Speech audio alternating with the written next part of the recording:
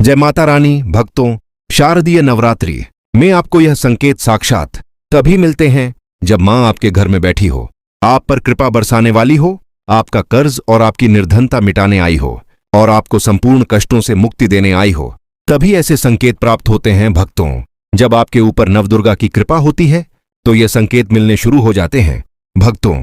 इस संकेत से आप पता कर सकते हैं कि मां दुर्गा आपके साथ में है या फिर नहीं है। यह जानकारी सब आपसे छुपाना चाहते हैं। तो भक्तों, माता रानी अपने होने का एहसास अपने सभी भक्तों को कराती है, चाहे उनके छोटे भक्त हों या फिर बड़े भक्त हों।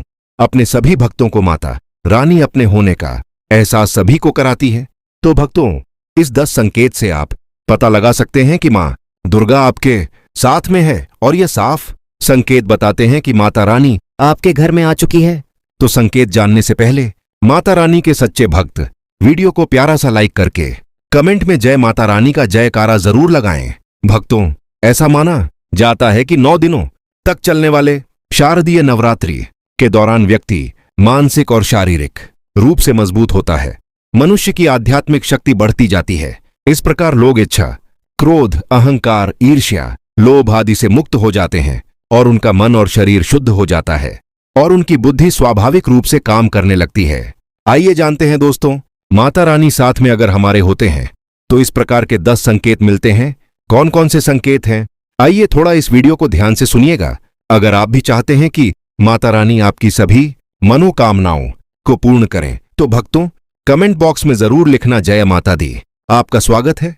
तो आइए जानते हैं उन विशेष संकेतों। तो दोस्तों, जब माता रानी आपके साथ में होती हैं तो ये 10 संकेत मिलते हैं जिससे आप पता लगा सकते हो कि माता रानी आपकी पूजा पाठ से प्रसन्न है। माता रानी आपके साथ में है। जब दोस्तों आपको पूजा के दौरान आंसू आने लगे, वैसे दोस्तों हम रोज की पूजा करते हैं लेकिन आंसू नहीं निकलते, लेकिन नवरात्रि के समय जब आप पूजा करें और आंसू आने लगे तो समझ जाना माता रानी आपके साथ में है। या फिर अगर आपको पूजा के दौरान ऐसा लगने लगे कि कोई आपके पीछे में खड़ा है तो समझ जाना माता रानी आपके साथ में है। वह ऊर्जा स्वरूप बनकर आपके साथ में खड़ी रहती है। यह प्रथम संकेत है भक्तों। दूसरा संकेत यह है कि अगर जुगनू टिमटिमाते हुए आपके कपड़े या शरीर पर चिपक जाए दोस्तों, अगर जुगनू टिमटिमाते हुए आपके कपड़े या शरीर में चिपक जाए तो समझ जाना माता रानी आपके साथ में है। क्योंकि दोस्तों जुगनू को जोगिन कहा जाता है और यह माता रानी की परम सेविका है। जहां पर माता रानी की शक्तियां होती हैं वहां पर जाकर स्वतः ही चिपक जाते हैं तो आपके साथ में माता रानी रहेंगे तो आपके शरीर में स्वतः ऊर्जा शक्ति जागृत हो जाएगी, तो ये आकर के जबरदस्ती चिपकने लगते हैं। भक्तों, तीसरा संकेत ये है कि रात में अचानक से झटके के साथ आपकी नींद खुल जाए तो समझ जाना माता रानी आपके साथ में है और माता रानी आपको जगाना चाहती हैं और माता रानी आपको कुछ संकेत देना चाहती हैं। इसके बाद चौथा संकेत यह है कि आपके आसपास में अगर इत्र है, लोबान है, धूप है, इन संकेतों से आप पहचान सकते हैं कौन कौन से फल प्राप्त होते हैं। अगर बार बार आपके घर में गौ माता का आना, जिस घर में मां दुर्गा रहती हैं उस घर में उनकी बहन कामधेनु उनकी सेवा के लिए, उनकी दर्शन के लिए बार बार घर के द्वार पर आती हैं और घर के इर्द गिर्द घूमती रहती हैं, वहां से 9 दिनों तक नहीं भागती, तो समझ जाना कि माता रानी आपके घर में आ चुकी हैं। भक्तों, दूसरा संकेत मधुमक्खी का घर में आना। देखिए, मधुमक्खी को मां दुर्गा की ब्राह्मी स्वरूप कहा गया है। जिस घर में नवरात्रि में मधुमक्खी आती है तो समझ जाना उस घर में माता रानी आ चुकी हैं, क्योंकि जो मधुमक्खी है यह मां दुर्गा के ही स्वरूप मानी गई हैं और यह अपने पूर्ण स्वरूप के दर्शन के लिए, नव दुर्गा के दर्शन के लिए सेविका बनकर आती हैं, तो समझ जाना आपके घर में मां दुर्गा आ चुकी हैं। तीसरा संकेत है कि ज्योति का तीव्र रूप में जलना। अगर आपने अपने घर में माता रानी की प्रसन्नता के लिए, भक्ति प्राप्त करने के लिए ज्योति स्थापित करके रखी है और अगर ज्योति की लौ तीव्र गति से चल रही है तो समझ जाना ज्योति के समक्ष स्वयं माता रानी खड़ी हैं और आपको भी अंतरात्मा से माता रानी के होने का एहसास होगा। इस संकेत से भी पता कर सकते हैं कि माता रानी आपके घर में आ चुकी हैं, क्योंकि दोस्तों जब भी ज्योति की लौ प्रचंड रूप से जलने लगे तो वह इसीलिए जलती थी क्योंकि माता रानी और उनकी ऊर्जा से ज्योति की लौ बढ़ जाती है। और भक्तों, अगर नवरात्रि में दीपक की बत्ती में फूल बनना शुरू हो जाए तो समझ जाना नवदुर्गा माता आपके ऊपर बहुत प्रसन्न है, आपके ऊपर महत्वपूर्ण रूप से कृपा बरसा रही है और माता रानी आपके घर में आ चुकी हैं। अब आपके सभी दुख कष्टों को दूर करके माता इस लोक से फिर जाएंगी, अर्थात आपके घर से जाएगी पांचवा संकेत बताते हैं कि बार बार घर में काली चींटियां निकलने लगे। अगर काली चींटियां समूहबद्ध निकल रही हैं और रास्ता काट रही हैं, तो समझ जाना माता रानी आ चुकी हैं, आपके घर में प्रवेश कर चुकी हैं। माता रानी। छठवां संकेत, अचानक घर में मनमोहक सुगंध आने लगे। यदि आपको अपने घर में नवरात्रि के समय, पूजा के समय, मां दुर्गा की पूजा पाठ के समय अचानक इत्र जैसी कोई तीव्र सुगंध आने लगे, तो समझ जाना माता रानी आपके घर में प्रवेश कर चुकी हैं और पूजा स्थान पर ठंडी हवा चलने लगे, तो समझ जाना माता रानी आ चुकी हैं और अपना होने का एहसास करा रही हैं। सातवां संकेत, नवरात्रि में किसी भी दिन फटे कपड़े पहने कोई याचक आए, तो समझ जाना माता रानी आपके द्वार पर याचक बनकर आ चुकी हैं। कोई याचक आए तो खाली हाथ मत जाने देना, क्योंकि स्वयं माता रानी परीक्षा लेने के लिए याचक बनकर आती हैं।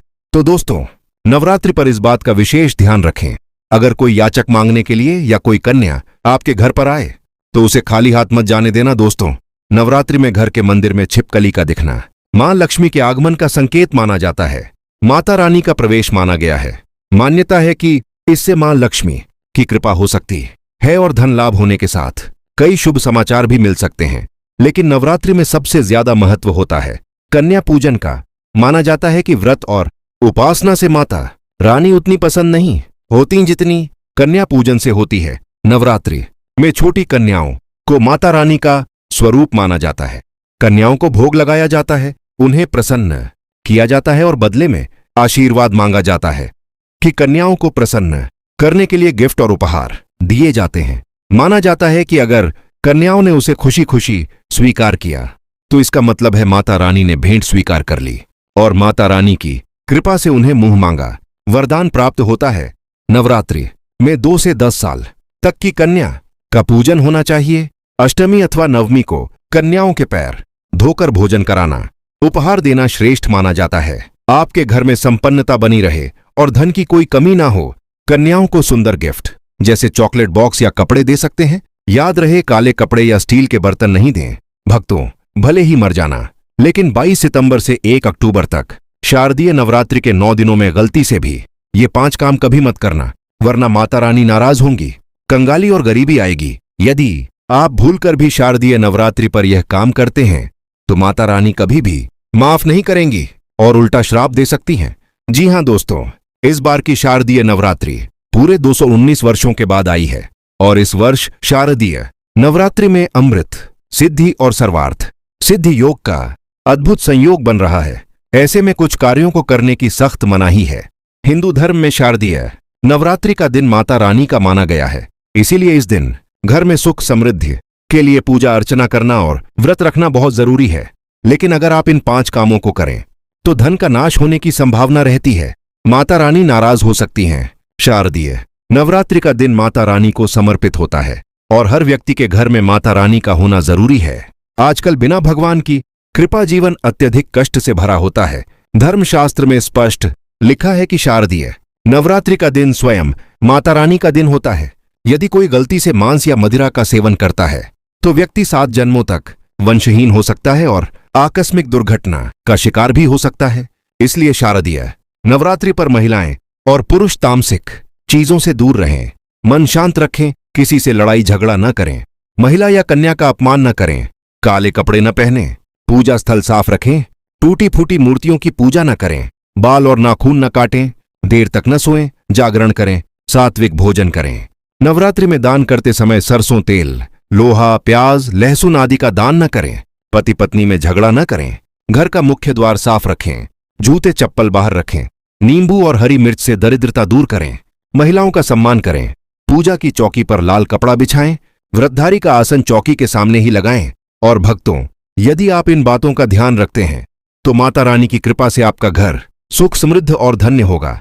भक्तों, वीडियो को लाइक करें, कमेंट में जय माता रानी का जयकारा जरूर लगाएं और चैनल को सब्सक्राइब करना न भूलें।